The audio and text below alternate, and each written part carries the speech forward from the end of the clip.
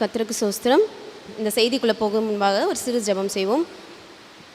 எங்களை அதிகமாக நேசித்து வழிநடத்துகிற நல்ல தகப்பனே, ஆண்டவரே, கடந்த நாள் முழுவதும் எங்களை பாதுகாத்து வழிநடத்துமைக்காக நன்றி ஆண்டவரே.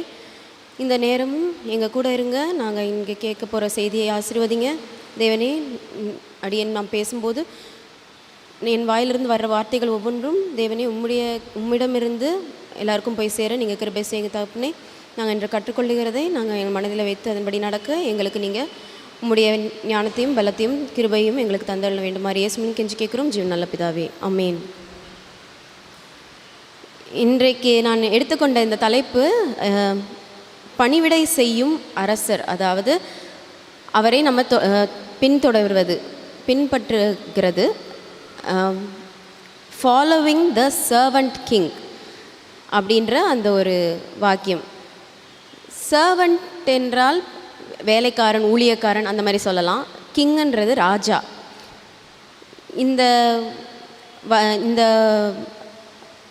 செய்தியை எடுக்கும்போது எனக்கு முதலாக எனக்கு மனதில் வந்த ஒரு வசனம் என்னன்னா, மார்க் 10:45, அப்படியே மனுஷகுமாரனும் ஊழியம் கொள்ளும்படி வராமல் ஊழியம் செய்யவும் அநேகரை மீட்கும் பொருளாக தம்முடைய ஜீவனை கொடுக்கவும் வந்தார் அப்படின்ற அந்த வசனம். நான் வேலூரில் கிறிஸ்தவ மருத்துவக் கல்லூரி சிஎம்சி அங்கே படிக்கும்போது எங்களுடைய மோட்டோ, அதாவது நோக்கம்னு சொல்லிட்டு ஒவ்வொரு காலேஜுக்கும் ஒன்று இருக்கும். அதன்படி எங்களுக்கு இருந்த அந்த வாக்கியம் இதுதான். என்னென்னா, not to be ministered and but to minister. ஊழியம் கொள்றதுக்கு நாங்கள் வரலை, ஊழியம் செய்கிறதுக்காக நாங்கள் வந்திருக்கோம் அப்படின்ற அந்த ஒரு நோக்கம் தான் எங்கள் காலேஜோட, அந்த மருத்துவக் கல்லூரியோட நோக்கமாக இருந்தது. அதை எப்போ நான் தெரிந்து கொண்டேன்னா, இந்த வசனத்தையும் அப்போ தான் நான் முதல்ல கேள்விப்பட்டேன். நான் அங்கே காலேஜுக்கு சேர்றதுக்கு முன்னாடி அங்கே நடக்கிற இன்டர்வியூக்கு நான் ப்ரிப்பேர் பண்ணும்போது அப்போ தான் இந்த வசனத்தை முதலாக நான் கேள்வியே படுறேன். அப்போது இந்த வசனத்தை படிக்கும்போது அதன் பின்னால் எவ்வளோ ஒரு பெரிய அர்த்தம் இருக்குது அப்படின்றத நான் புரிந்து கொண்டேன். அதை அவங்க சொல்கிறாங்க, நீங்கள் மருத்துவ ஊழியம் செய்கிறதுக்காக வரீங்க. அந்த மருத்துவ ஊழியம் உங்களை நீங்கள் எதுவும் எதிர்பார்க்க முடியாது நிறையா, ஆனால் நீங்கள் நிறையா பேருக்கு செய்ய வேண்டியது இருக்கும் அப்படின்ற ஒரு வாக்கியம். அந்த வசனத்தை கொண்டு அந்த நோக்கம் இருந்தது. இது எனக்கு அந்த வாசித்து முடித்தனிலேருந்து ரொம்ப எனக்கு பிடித்தமான ஒரு வசனமாக மாறிடுச்சு. அதுக்கப்புறம் அந்த கல்லூரியில் இருக்கும்போது ஒரு பாடல் பாடுவோம். என்னென்னா, அந்த பாடலோட தலைப்பு என்னென்னா த சர்வன்ட் கிங், அதாவது பணிவிடை செய்யும் அரசர் அப்படின்ற அந்த பாடல். ரொம்ப நல்லாயிருக்கும் அந்த பாடல். என்னென்னா, நம்ம ஒரு எவ்வளவோ மகிமையும் துறந்து ஒரு குழந்தையாக வந்தார் அப்படின்ற மாதிரி இருக்கும்.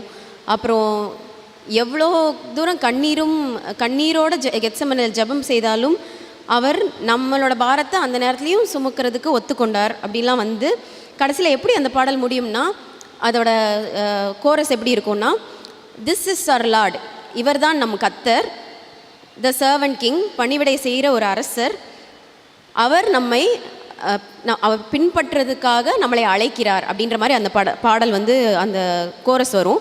This is our lord the servant king, he calls us now to follow him அப்படின்றது. இந்த பாடலும் அந்த வசனமும் ரொம்ப பக்கத்தில் இருக்கும். அதனால் இந்த செய்தி எனக்கு ரொம்ப நாளாக மனசுக்குள்ளே தோணிகிட்டே இருந்தது. முதல்ல இந்த வசனத்தை பார்ப்போம். இந்த வசனம் எந்த நேரத்தில் அவர் சொல்கிறாரு, இந்த வசனத்தை எப்போ அவர் பேசுகிறார் அப்படின்னா, எல்லாரும் எருசலேமை நோக்கி போய் கொண்டிருக்கிறாங்க. இயேசுவானவர் அப்புறம் கூட இருக்கிற சீஷர்கள் எல்லாரும் எருசலேமை நோக்கி பயணம் பண்ணி கொண்டிருக்கிறாங்க. அதற்கு முன்னாடி எல்லாருக்கிட்டேயும் சீஷர்கள்கிட்டலாம் பேசும்போது அவர் இந்த நிறைய விஷயங்கள் சொல்கிறாரு. அதில் முக்கியமான ஒரு விஷயம் என்னென்னா, நான் என்னை அடிக்க போகிறாங்க, நான் ரொம்ப சஃபர் ஆகி நான் ரொம்ப பாடுபட்டு நான் மறிக்க போகிறேன் அப்படின்ற விஷயத்த சொல்கிறாங்க. சீஷர்களுக்கு அதை கேட்குறதுக்கு மனசே இல்லை. அதை கேட்கணும், அவர் என்ன சொல்ல வராரு அப்படின்றத அவங்களுக்கு புரிந்து கொண்டாங்களா என்னன்னு சரியாக தெரில. ஆனால் ஒரு பக்கம் அவங்களுக்கு அது கேட்குறதுக்கே மனசு இல்லை. ஏன் அதை சொல்கிறீங்க கடவுளேன்ற மாதிரி ஒரு மனதில் ஒரு தாட் இருந்துகிட்டே இருந்துச்சு அவங்களுக்கு. அப்படி போயிட்டுருக்கும்போது திடீர்னு அந்த இரு சகோதரர்கள் இருக்காங்கல்ல, யாக்கோபும் யோவானும், அவங்க 2 பேரும் வந்து கேட்குறாங்க, தனியாக கூப்பிட்டு போய் ஏசப்பாவை, எங்களுக்கு வந்து உங்களோட மகிமையில் இருக்கும்போது எங்களுக்கு இடது பக்கமும் வலது பக்கமும் எங்களுக்கு இடம் வேணும் அப்படின்னு கேட்குறாங்க. உடனே ஏசப்பா சொல்கிறாங்க, நீங்கள் என்ன கேட்குறீங்கன்னே தெரியாமல் நீங்கள் கேட்குறீங்க அப்படின்றாங்க. நான் குடிக்கிற பாத்திரத்தில் உங்களால் குடிக்க கூடுமா அப்படின்னு கேட்குறாங்க. உடனே அவங்களும் கூடும் அப்படின்றாங்க. ஏசுவானவர் சொல்கிறாங்க, சரி அப்படியே நீங்கள் குடிப்பீங்க, ஆனாலும் வந்து நீங்கள் என்ன கேட்குறீங்கன்றத நீங்கள் புரியாமல் கேட்குறீங்க அப்படின்ற மாதிரி ஆண்டவர் சொல்கிறாரு. அதுக்கப்புறம் வர்ற வசனம் தான் இந்த வசனம். நான் ஒரு 42 வாசிக்கிறேன். அப்பொழுது இயேசு அவர்களை கிட்ட வர செய்து, இது வந்து என்னாச்சு, அதுக்கு முன்னாடி என்ன ஆகும்னா, அந்த 2 சகோதரர்களையும் குறித்து மற்ற சீஷர்களுக்கெல்லாம் வெறுப்பாயிரும். அவங்க வந்து எரிச்சல் அடைவாங்க இவங்க இப்படி கேட்ட உடனே. என்னன்னா எல்லாருக்கும் அந்த மேலே ஒரு இடத்துல இருக்கணும் அப்படின்ற ஒரு ஆசை. என்னதான் ஆண்டவர்களோட கூடவே இருந்தாலும் அந்த ஒரு ஆசையில் வந்து அவங்க கேட்டாங்க. இவங்க மற்றவர்களும் அவ்வளோ ஒன்றும் அவங்களும் ஒன்றும் பெட்டர் கிடையாது, அவங்களும் இதே மாதிரி தான் யோசிக்கிறாங்க. அதனால எல்லாருக்கும் எரிச்சலாருங்க. இது எரிச்சலானதுக்கப்புறம் இயேசுவானவர் வந்து இதை பண்ணுறாங்க. என்னென்னா 42 வசனத்துலேருந்து வாசிக்கிறேன். அப்பொழுது இயேசு அவர்களை கிட்ட வர செய்து, புறஜாதியாருக்கு அதிகாரிகளாக எண்ணப்பட்டவர்கள் அவர்களை இருமாப்பாய் ஆளுகிறார்கள் என்றும், அவர்களில் பெரியவர்கள் அவர்கள் மேல் கடினமாய் அதிகாரம் செலுத்துகிறார்கள் என்றும் நீங்கள் அறிந்திருக்கிறீர்கள். உங்களுக்குள்ளே அப்படி இருக்கலாகாது. உங்களில் எவனாகிலும் பெரியவனாய் இருக்க விரும்பினால் அவன் உங்களுக்கு பணிவிடைக்காரனாய் இருக்க கடவன். உங்களில் எவனாகிலும் முதன்மையாக இருக்க விரும்பினால் அவன் எல்லாருக்கும் ஊழியக்காரனாய் எடுக்க கடவன். அப்படியே மனுஷகுமாரனும் ஊழியம் கொள்ளும்படி வராமல் ஊழியம் செய்யவும் அநேகரை மீட்கும் பொருளாக தம்முடைய ஜீவனை கொடுக்கவும் வந்தார் என்றார். ஸோ என்னன்னா, இதில் முக்கியமான ஒரு காரியம் என்னென்னா, நமக்கு பெருமை அப்படின்ற ஒரு விஷயம் நம்மளுக்கு இருக்கா? We are proud to be Christians. நம்மளை வந்து தேவன் தனியாக தெரிந்தெடுத்திருக்கிறார். 1 பேதுரு 2:9 நம்ம படிக்கிறோம். அது எல்லாருக்கும் தெரிந்த ஒரு வசனம். 1 பேதுரு 2:9 வாசிக்கிறேன். நீங்களோ உங்களை அந்தகாரத்தில் நின்று தம்முடைய ஆச்சரியமான ஒளியினத்திற்கு வரவழைத்தவருடைய புண்ணியங்களை அறிவிக்கும்படிக்கு தெரிந்து கொள்ளப்பட்ட சந்ததியாகும் ராஜரீகமான ஆசிரிய கூட்டமாயும் பரிசுத்த ஜாதியாயும் அவருக்கு சொந்த ஜனமாயும் இருக்கிறீர்கள். ஸோ எவ்வளோ பெரிய ஒரு போஸ்ட் நம்மளுக்கு கொடுத்துருக்காரு. நம்மளை வந்து அவ்வளோ உயரத்தில் வந்து அவர் இருக்க வச்சுருக்காரு. நம்ம அந்த இடத்துல இருக்கும்போது நம்ம என்ன எதிர்பார்க்குறோன்னா, அவ்வளோ பெரிய இடத்துல போனோன்னா சில சமயம் நம்மையே அறியாமல் இந்த பெருமைன்ற ஒரு காரியம் வந்து நமக்குள்ளே வந்துடுது. இந்த நேரம் நம்ம எதுக்கு எடுக்க போகிறோம்னா, ஒரு ரீவேல்யூவேஷன். அதாவது நமக்கு மகிமை, மகத்துவம், தலைமைத்துவம், இது மாதிரி நிறைய விஷயங்களை தேவன் நமக்கு கொடுத்துருக்குறாங்க. நம்மளுக்கு ஒரு வேலையும் இருக்குது. என்னென்னா, நம்ம மற்றவர்களுக்கு தேவனுடைய இந்த சத்தியத்தை போய் அறிவிக்கிற ஒரு பெரிய வேலை இருக்குது. அந்த நேரத்தில் நம்மளுக்கு இந்த பெருமைன்ற ஒரு காரியம் வந்து மனதில் வராமல் இருக்கிறதுக்கு நம்ம பிரயாசப்படணும்.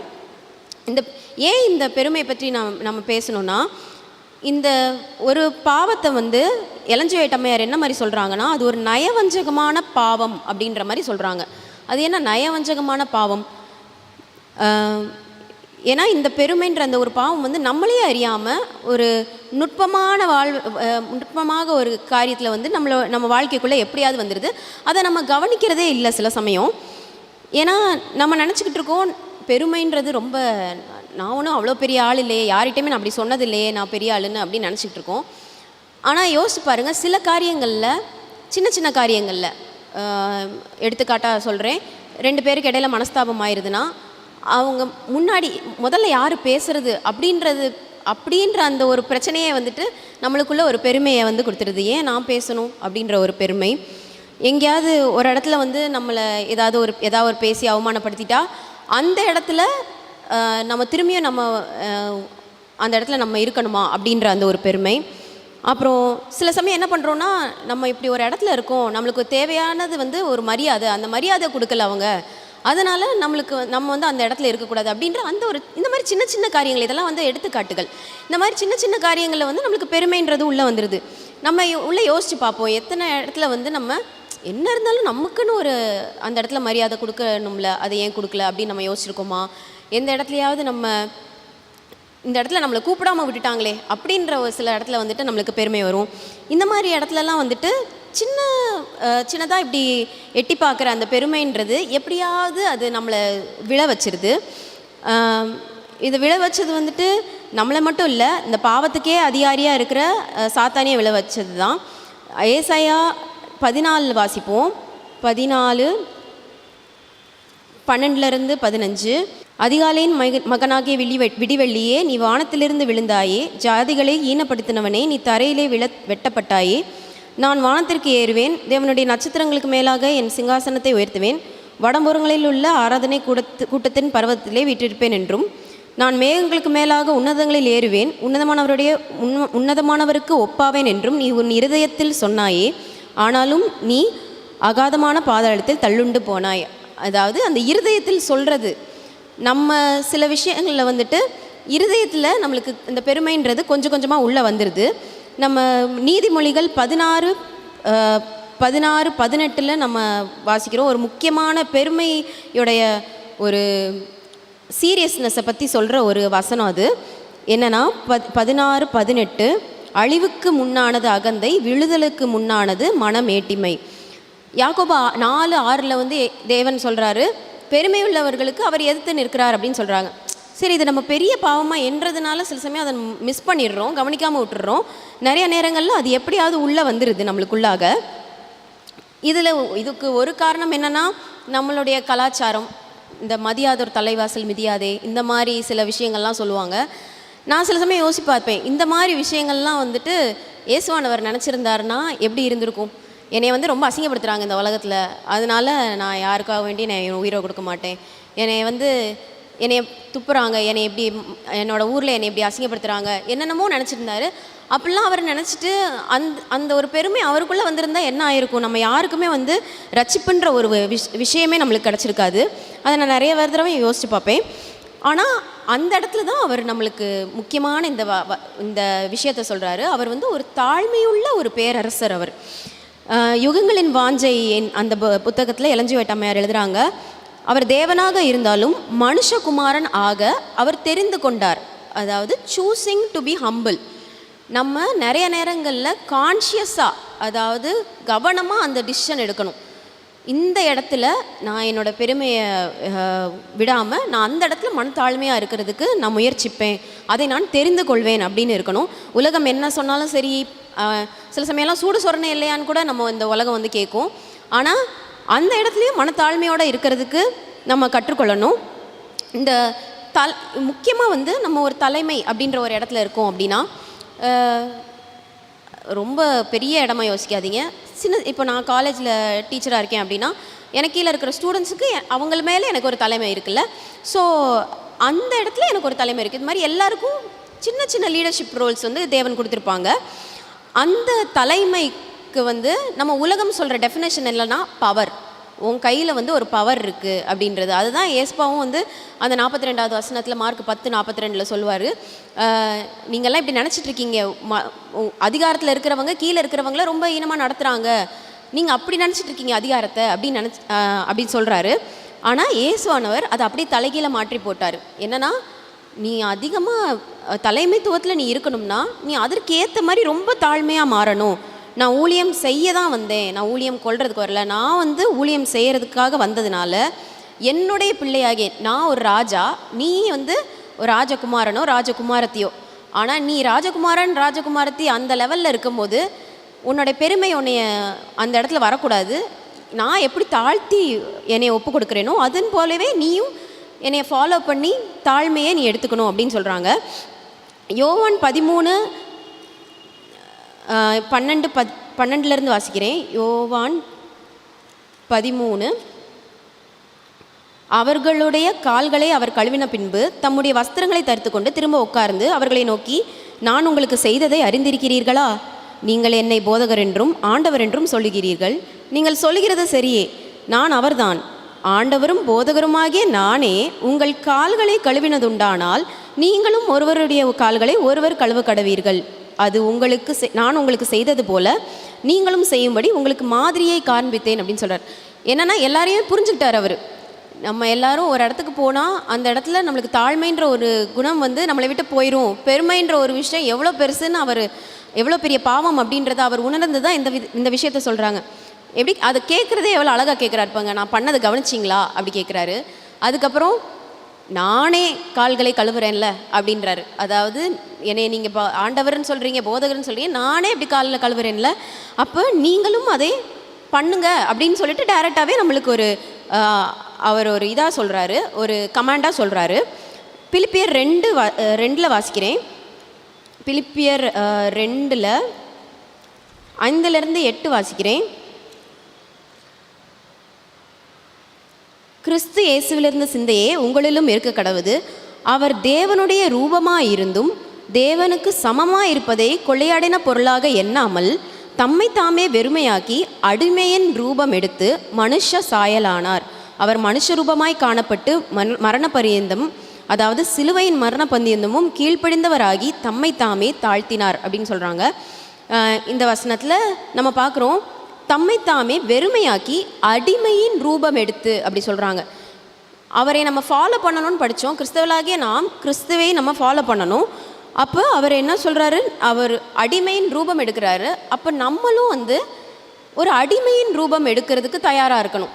எந்த ஒரு விஷயத்துலையும் வந்து நமக்கு கீழே இருக்கிறவங்களை ஒரு பெருமையாக ஒரு அதிகாரத்தோடு அவங்கள நடத்தாமல் நம்ம எந்த ரூபமாக இருக்கணும்னா அடிமையின் ரூபமாக இருக்கணும். நம்ம இந்த வசனம் எல்லாருக்கும் தெரிஞ்ச ஒரு வசனம், மீகா 6:8. தேவன் நம்மக்கிட்ட என்னத்தை எதிர்பார்க்கிறார் அப்படின்ற அந்த ஒரு வசனம். அதில் வந்து என்ன சொல்லுவாங்க, என்ன இருக்குன்னா, பட் டு டூ ஜஸ்ட்லி, மனுஷனே நன்மை இன்னதென்று அவர் உனக்கு அறிவித்திருக்கிறார். நியாயம் செய்து இரக்கத்தை சிநேகித்து உன் தேவனுக்கு முன்பாக மனத்தாழ்மையாய் நடப்பதை அல்லாமல் வேற எண்ணத்தை கர்த்தர் உன்னிடத்தில் கேட்கிறார் அப்படின்ற அந்த வசனம். ஸோ வேறு என்ன கேட்குறாரு, மனத்தாழ்மையாக இருக்கிறதையும் ஒரு விஷயத்தில் கேட்குறாரு. நம்ம நிறைய நேரங்களில் வந்து எல்லா விஷயத்தையும் கடைபிடித்துட்டு இந்த விஷயத்தில் சில சமயம் மறந்துடுறோம். இந்த விஷயத்தை, அந்த தாழ்மையை நம்ம உடுத்தி கொள்ளணும். மரியாதையை எதிர்பார்க்கிறேன்ற சில இடத்துலையும் நம்ம அந்த தாழ்மையை வந்து உடுத்தி கொள்ளணும் அப்படின்னு அவர் எதிர்பார்க்குறாங்க. தன்னை தாழ்த்துகிறவனை தேவன் உயர்த்துவார் அப்படின்னு வேதம் சொல்லுகிறத நம்ம எப்பயுமே நம்ம மனதில் வைத்துக்கொள்ளணும். அப்படி தேவன் உயர்த்திடுறாரு, நம்ம தாழ்மையாக இருக்கிறோம், அப்போ தேவன் நம்மளை உயர்த்திடுறாரு. அந்த உயர்த்தினதுக்கு அப்புறமா நம்மளுக்கு சில சமயம் அந்த தாழ்மை நம்மளை விட்டு போயிடுது. அதுதான் நம்மளோட சேலஞ்ச். அவர் நம்மளை உயர்த்துறாரு, அந்த உயர்த்தினதுக்கப்புறமும் நம்ம வந்து தாழ்மையாக இருக்கணும். எலஞ்சவேட் அம்மையார் வந்து ஒரு விஷயம் சொல்கிறாங்க, லீடர்ஸ் ஆர் லேர்னர்ஸ் அப்படி சொல்கிறாங்க. என்னென்னா, அதிகாரத்தில் இருக்கிற அந்த தலைமைத்துவத்தில் இருக்கிறவங்க இன்னும் கற்றுக்கொண்டே இருக்கிறவங்க அப்படின்ற மாதிரி சொல்கிறாங்க. லீடர்ஸ் ஆர் லேர்னர்ஸ் அப்படின்னு சொல்கிறாங்க. ஸோ நீங்கள் ஒரு இடத்துல உங்களை ஆண்டவர் தலைமையில் வைக்கிறாரு, யாராக இருக்கட்டும், உங்களுக்கு கீழே யாராக இருக்கட்டும், அந்த மாதிரி இருக்கும்போது நீங்கள் கேட்க வேண்டிய கேள்வி என்னென்னா, நான் அதற்கு குவாலிஃபைடா, நான் இந்த இடத்துல இருக்கிறதுக்கு முதல்ல நான் குவாலிஃபைடா, நான் கற்றுக்கொண்டேனா, நான் நிறைய விஷயம், நான் இந்த இடத்துல இந்த ரோலுக்கு இந்த பொசிஷனுக்கு கரெக்டான வேலைகளை செய்கிறதுக்கு நான் இப்போ கற்றுக்கொண்டேனா அப்படின்ற ஒரு விஷயத்தை நம்ம நினச்சிக்கணும் மனசில். எலஞ்சவேட் அம்மையார் வந்து இன்னொன்று என்ன சொல்கிறாங்கன்னா, பல நேரங்களில் என்ன பண்ணுறோம், தேவன் நம்மளை உயர்த்தினதுக்கப்புறமா நம்மளுக்கு கீழே இருக்கிறவங்களை வந்து ரொம்ப ரஃப்பாக ஹேண்டில் பண்ணுறோம் அப்படின்னு சொல்கிறாங்க. முக்கியமாக தேவனுடைய வேலைகளை செய்கிற நம்ம அந்த மாதிரி பண்ணுறோம் அப்படின்னு சொல்கிறாங்க. அந்த இதை ஆங்கிலத்தில் முதல்ல வாசிக்கிறேன். Men connected with the word of God exalt in their own estimation, do not discern that other souls, fully as precious in sight of God as their own, are neglected, handled roughly, bruised, wounded and left to die. அதாவது தலைமைத்துவத்தில் போனதுக்கப்புறம் நம்ம நிறைய சமயத்தில் மறந்துடுறோம், நம்மை உயர்த்தின தேவன் நம்ம வாழ்க்கையை எவ்வளோ தூரத்துக்கு ப்ரெஷியஸ்ன்னு நினச்சாரோ, நம்மளை எவ்வளோ விலையேற பெற்றதாக நினச்சாங்களோ, அதே மாதிரி தான் நம்மளுக்கு கீழே இருக்கிறவங்களையும் தேவன் நினைக்கிறாங்க அப்படின்ற ஒரு விஷயத்தை நம்ம மறந்துடுறோம் அப்படின்னு எலஞ்சவேட் அம்மையார் சொல்கிறாங்க. ஸோ என்ன சொல்கிறாங்கன்னா, நம்ம ஒரு இடத்துல இருக்கும்போது, அந்த இடத்துல ஒரு தலைமையில் இருக்கும்போது என்ன எதிர்பார்க்கணும்னா, not to seek too much authority, அதாவது அதிகாரத்தை தேடாமல் நம்ம எப்படி மனத்தாழ்மையோடு அவங்கள நடத்துறது அப்படின்ற ஒரு காரியத்தை வந்து நம்ம தேடணும் அப்படின்ற மாதிரி சொல்கிறாங்க.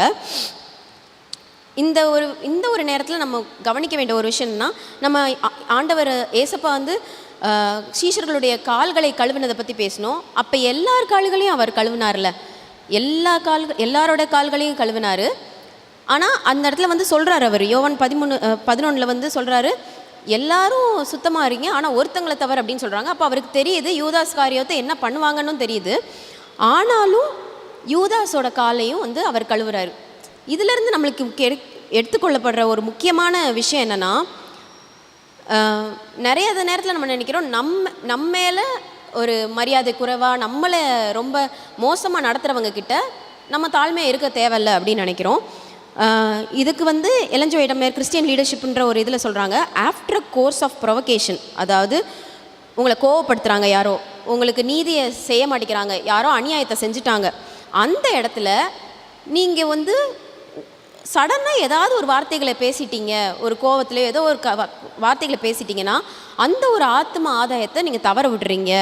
அந்த இடத்துல அவங்கள ஒரு நிரபராதியான ஒரு இன்னசென்ட்டான ஒரு பர்சனாக நீங்கள் பார்த்து, அவங்களுக்கு ஏற்ற மாதிரி ஒரு இன்னசென்ட்டான பர்சன்ட்டாக அவங்கள பார்த்து அவங்கள அந்த மாதிரி நடத்துனீங்கன்னா அப்போ தான் you have acted the part of a Christian. நீங்கள் ஒரு கிறிஸ்தவர் அப்படின்ற ஒரு காரியத்தை நீங்கள் பண்ணுறீங்க, அப்போ தான் நீங்கள் பண்ணுறீங்க அப்படின்ற மாதிரி சொல்கிறாங்க. ஸோ மரியாதை குறைவு இருக்கிற இடத்துலையும் நம்ம எப்படி தேவன் அந்த பெருமைன்ற உள்ள வந்து என்ன நான் சொல்கிறேன், எனக்கு எதிர்க்க இப்படி ஒன்று பேசிட்டு அப்படின்ற அந்த இடத்துல ஒரு சின்ன பெருமையை நம்ம மனசுக்குள்ளே வரவிடாமல், நம்ம அந்த இடத்துலையும் தேவன் எப்படி நம்ம சொல்லி கொடுத்துருக்காலோ அதே மாதிரி தாழ்மையோடு அவங்களுக்கு வந்து ஒரு அவங்கள பட்டுன்னு எதுவுமே பேசாமல் இருக்கணும் அப்படின்ற மாதிரி சொல்கிறாங்க. இதுக்கு முக்கியமாக நம்மளுக்கு என்ன தேவைன்னா, அந்த ஊழியம் செய்கிறதுக்கான அந்த ஒரு ஸ்பிரிட். அதுக்கு எலன் ஜி ஒயிட் ஒன்று எழுதுகிறாங்க, என்னென்னா, நம்ம அவங்கள பார்க்கும்போது அவங்கள வந்து ஒரு எதிரியாக பார்க்காம ஒரு டிசீஸ்டு பர்சன், ஒரு ரொம்ப நோய்வாய்ப்பட்ட ஒரு மனிதனை வந்துட்டு நீங்கள் எப்படி பார்ப்பீங்க? ஐயோ எவ்வளோ கஷ்டப்படுறாங்க, வேறு ஏதோ ஒரு நோய் வந்து அவங்க மேலே வந்ததுனால அவங்க எவ்வளோ கஷ்டப்படுறாங்க, அந்த மாதிரி பார்க்கும்போது நீங்கள் அவங்க மேலே உங்களுக்கு இரக்க குணம் வரும், சிம்பத்தி வரும். ஸோ அந்த மாதிரி தான் நீங்கள் உங்களை வெறுப்பேற்றுறவங்களையோ, உங்களை வந்து கோவப்படுத்துகிறவங்களையோ, உங்களை டிஸ்ரெஸ்பெக்ட் பண்ணுறவங்களையோ, மரியாதை குறைவாக நடத்துகிறவங்களையோ அப்படி தான் பார்க்கணும் அப்படின்னு சொல்கிறாங்க. ஏன்னா அவங்களும் வந்து ஒரு விதமான நோயில் தான் அவதிப்பட்டு இருக்காங்க. என்னென்னா சாத்தானுடைய அந்த ஒரு டார்க்னஸ், அதுக்குள்ளே அவங்க தவண்டுகிட்டு இருக்காங்க. ஸோ அந்த நேரத்தில் நீங்கள் வந்து ரொம்ப பொறுமையாக அவங்க மேலே ஒரு சிம்பத்தியோடு அவங்கள எதிர்கொள்ளணும் அப்படின்னு சொல்கிறாங்க. தேவன் வந்து நம்மளை இப்போ இந்த வசனத்தில் நம்ம படித்தோம், ஊழியம் வந்து நான் செய்ய வந்தேன் அப்படின்னு சொல்கிறாங்கல்ல. ஸோ என்ன மாதிரி ஊழியம் செய்யணும் அப்படின்றத மட்டும் நான் சொல்கிறேன். முதல்ல வந்துட்டு அன்பினால் நம்ம ஊழியம் செய்யணும். நம்மளுக்கு அந்த பெருமை இல்லாமல் நம்ம ஊழியம் செய்யும் போது, நம்மளை தாழ்த்தி ஊழியம் செய்யும் போது அது வந்து அன்பினால் பண்ணணும் அப்படின்னு சொல்கிறாங்க. நம்மளுக்கு 1 கொரிந்தியர் 13 நம்மளுக்கு தெரியும் அந்த வசனங்கள் எல்லாம் அன்பை பற்றிய வசனங்கள். அதில் அந்த 1லேருந்து 3 வரைக்கும் வாசிக்கும் போது என்ன சொல்லியிருப்பாங்கன்னா, நீ அன்பு மட்டும் இல்லைன்னா நீ என்ன கிரியை செய்தாலும் அது ஒரு யூஸே கிடையாது அப்படின்ற மாதிரி அதோட கான்டெக்ஸ்ட் இருக்கும். ஸோ அன்பு வந்து இல்லாமல் நம்ம எந்த ஒரு கிரியையும் பண்ண முடியாது, எந்த ஒரு ஊழியமும் பண்ண முடியாது. அடுத்ததாக தாழ்மையோட ஊழியம் செய்யணும் அப்படின்றது 2வது.